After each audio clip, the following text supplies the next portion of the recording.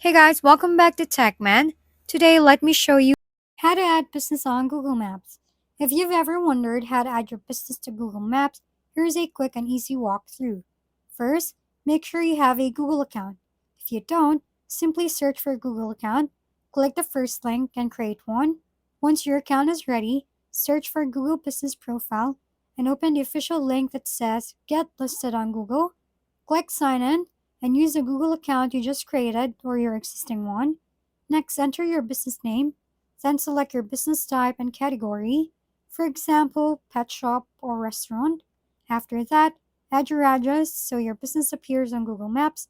If it doesn't show up automatically, click none of these and manually pinpoint your exact location on the map.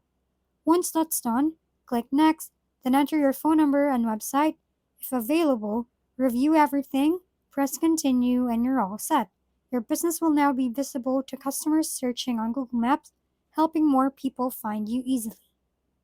If we've been helpful, kindly give us a thumbs up, and don't forget to hit the subscribe and bell button for more contents. For any questions and suggestions, comment down below.